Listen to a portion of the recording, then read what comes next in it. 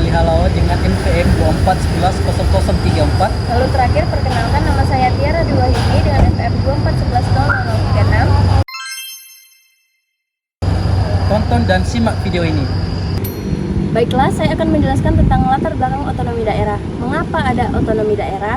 Otonomi daerah, salah satu alasan yang melatar belakangi penerapan otonomi daerah adalah karena krisis moneter yang terjadi pada tahun 1997 yang disebabkan oleh Thailand karena memiliki utang luar negeri yang sangat besar.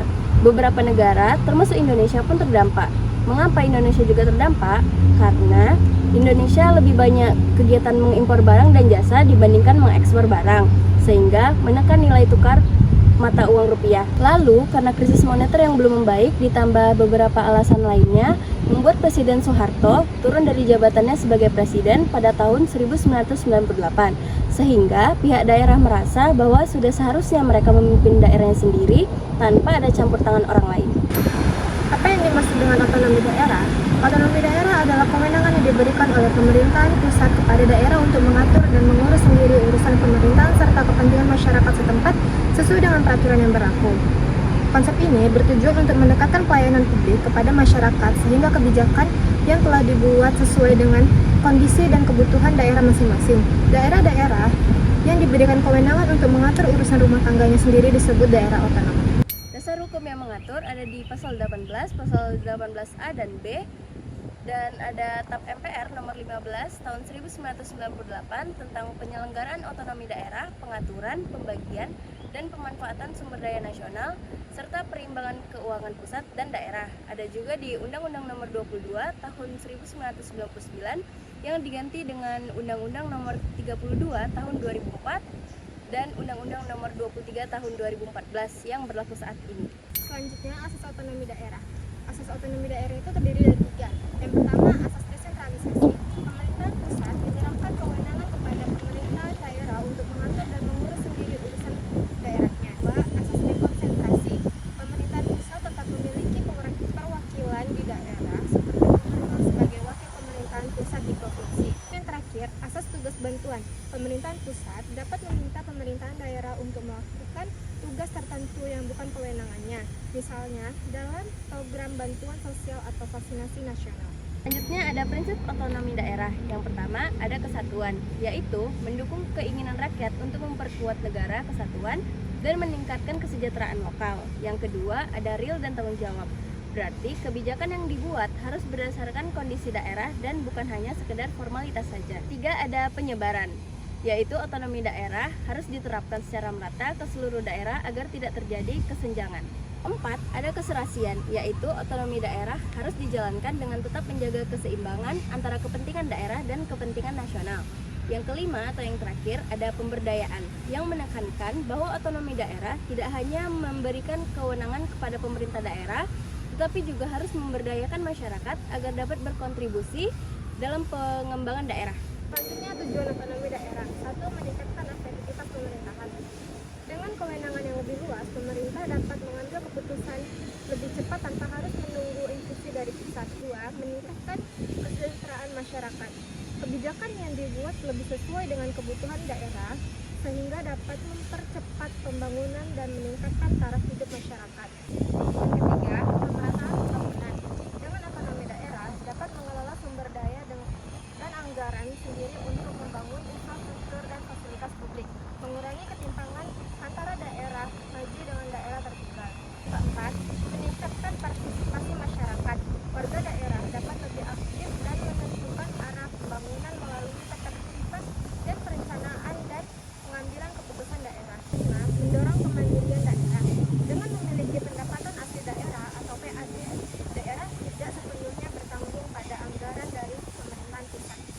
Dalam manfaat otonomi daerah ada 6 prinsip yang harus kita ketahui, yaitu yang pertama peningkatan pelayanan publik. Ini jelas bahwa untuk peningkatan pelayanan publik ini pemerintah daerah itu wajib memberikan pelayanan yang ekstra, contohnya pembuatan puskesmas atau tempat pengaduan masyarakat ketika mereka mengalami gangguan dari oknum-oknum yang tidak bertanggung jawab. Dan yang kedua yaitu pemerataan pembangunan. Kenapa pemerataan pembangunan ini? Jika ada otonomi daerah ini, jadi pemerintah daerah itu tidak harus berfokus kepada pemerintahan pusat. Jadi proses pembangunan di daerah itu lebih cepat dan lebih efisien. Dan yang seterusnya itu pemberdayaan masyarakat lokal. Jadi maksudnya yaitu masyarakat itu dilibatkan dalam pengambilan keputusan, baik dalam pembangunan infrastruktur dan hal-hal yang lainnya. Seterusnya itu pengembangan potensi daerah. Pengembangan potensi daerah itu ya seperti contohnya pariwisata, UMKM, dan pertanian yang bisa menghasilkan bagi masyarakat tersebut. Selanjutnya itu efisiensi dan efektivitas pemerintah. Jadi respon pemerintah itu lebih cepat. Kalau menunggu dari pemerintahan pusat itu memakan waktu berlama-lama. Mereka harus terjun dulu ke lapangan, baru mengecek kejadian di lapangan seperti apa. Tetapi kalau memang ada pemerintah di daerah secara cepat, respon itu langsung ditanggapi oleh pemerintah tentang keluhan-keluhan masyarakat. Dan yang terakhir itu meningkatkan demokrasi.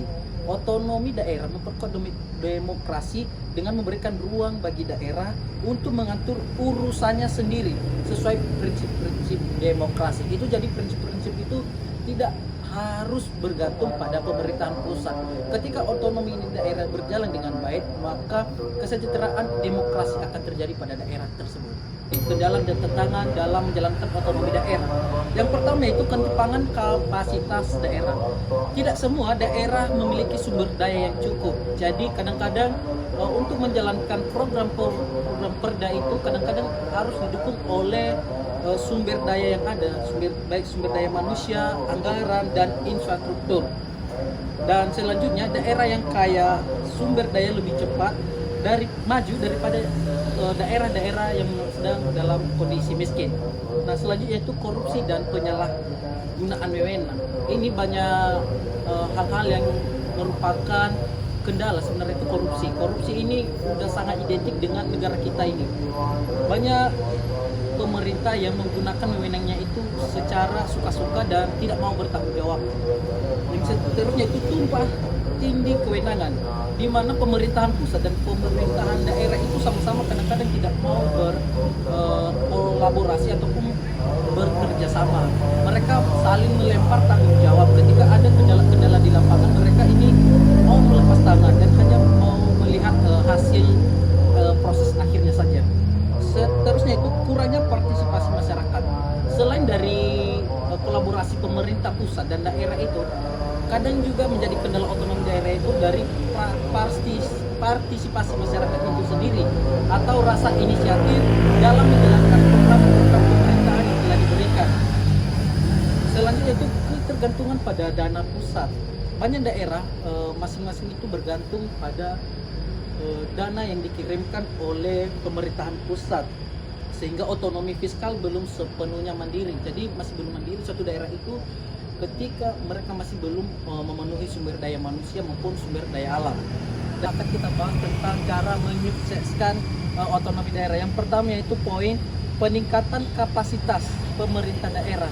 Kenapa ini? Yaitu pelatihan dan pendidikan bagi aparatur daerah agar lebih profesional, transparan, dan akuntabel dalam menjalankan tugas.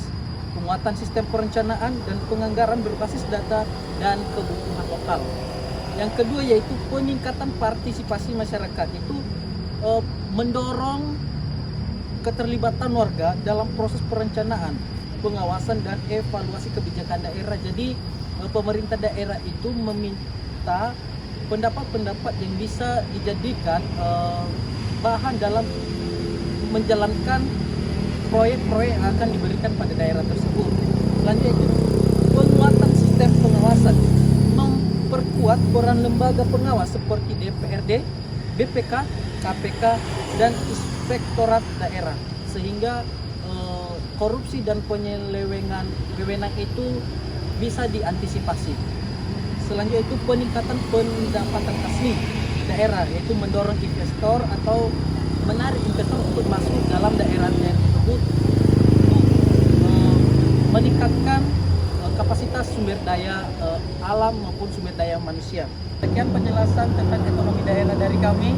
Terima kasih.